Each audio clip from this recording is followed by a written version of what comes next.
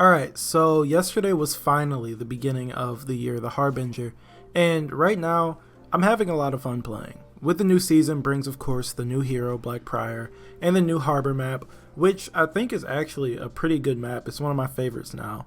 Now today, I finally want to talk about Vortiger, which I know is a little late, but this is my first time getting to play him, and he feels a lot more fluid than I thought he would, and he turned out really well. Anyways, in this video, I want to go over my thoughts of Black Prior so far. First thing I want to talk about is this hero as a whole. I think this might be the smoothest release of a hero we've had so far. Black Prior is fun to use, but also really fair to fight against, except for his one glaring issue, which is a bug that Yubi's already working on, which is when your opponent is out of stamina and they block a light attack, you get a free bash. The only other bug I've seen on him so far is that sometimes when an enemy Black Prior dashes forward, an unblockable indicator will show up, but other than that, Black Prior is a great addition to this game. He's strong for sure, but he never really feels cheap or cheesy regardless of the great tools Yubi has given him. So I want to talk about the Bulwark stance really fast. It's Vortiger's unique tool and is what I've seen most people worried about when it comes to Vortiger, because on paper it looks really powerful and for the most part it is pretty strong, and I mean that's the way it's supposed to be. While it is strong, it doesn't feel overbearing. I never feel like I just can't touch a Vortiger when he's hunkered down. Sure, he's got the Bulwark counter, but it does require timing, and a regular old feint and a guard break will take care of it. It is really interesting in team fights though, since if you do land a counter, you flip everyone else that tries to touch you, and it leads to these really satisfying moments and lets you stall for a decent bit of time. The counter activation is a bit fast though, as sometimes you can counter attacks on reaction, like slower light attacks or moves that you have to commit to, but even then, it doesn't feel too bad to go up against, and I like the way that Yubi handled it. Sometimes though, I'll activate it and he does the flip animation, but no one gets flipped. It's happened maybe 3 times in really weird situations, and it's only happened while both me and my opponents were in revenge in team fights, or if somebody was dropping down on top of me from like a rope or a ledge. I also like that he can just flow into Bulwark stance after a block or during recoveries. I think that as players learn to use it properly, it will create some very interesting encounters. It's pretty easy to counter a counter as Black Prior. If you see another Vortiger flip someone near you, you have so much time to just watch it and then counter it. Also, if you're close to a wall, your counter will just bounce off of the wall, which can be annoying, but it's not that big of a deal. As a whole, I do like Bulwark stance as a tool. It fits into the game just fine. At first I was a bit skeptical, but now that I've actually gotten to use it, I'm convinced that it's a good tool. The Bulwark slash is pretty effective as well. It's not super fast or anything, but it's fast enough to make your opponent do something, and the fact that you can flow into it is just another thing that's just fun to use. Yubi did make sure that everything from the stance can be countered with a guard break, and I'm so glad that the unblockable is vulnerable to guard break for so long, so that it can't be used on reaction to the indicator. They hammered us over the head with the fact that guard breaks are its weakness, as though they expected backlash.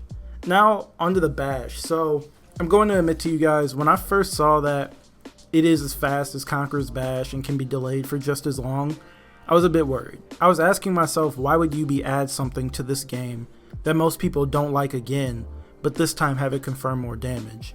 But again, after using it and fighting against it, it isn't as annoying as Conqueror's Shield Bash. It isn't as sticky, it doesn't track as well, and the range isn't all that great. It can be dodged pretty regularly if you're paying attention, but it's also not useless. It adds a lot of pressure when your opponent is out of stamina and out of neutral, and it lands on your opponent if you don't spam it too much.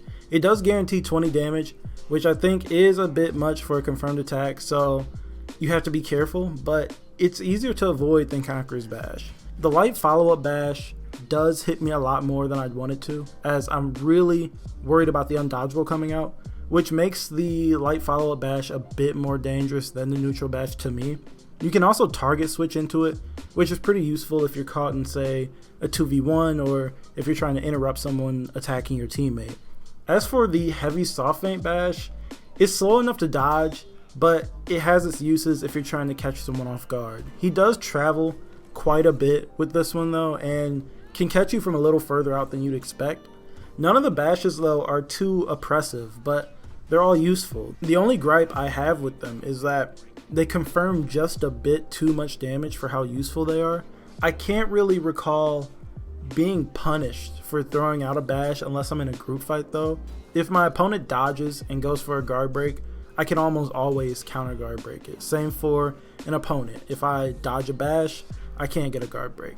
I'm fine with the speed, but I think that the recovery should be slowed down so that you can punish the bash with something other than a dodge attack or having to dodge way ahead of time.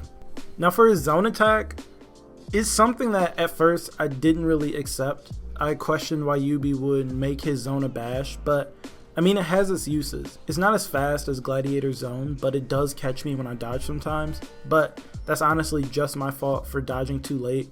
And you can sprinkle it in with some, regular shield bashes and catch people off guard. You can also follow up the zone with an attack on hit or whiff, which can be helpful or harmful depending on how you use it. I don't really use it too often personally. The only time I really think of using it is when I'm trying to option select something or trying to slap someone who's externally blocking me. I'm glad that these bashes are pretty manageable. It could have turned out pretty bad, especially on a hero who doesn't have a huge moves list, but they're all relatively easy to dodge if you're paying attention. His regular attacks and chains are pretty average to me, although you can pull off some superior block shenanigans. His chains work for what they're worth and do pretty good damage. The undodgeable heavy finishers are a huge help, and I'm glad that Yubi added them so that he can apply pressure with his short combos, playing around with feints and bashes and flowing into that unblockable.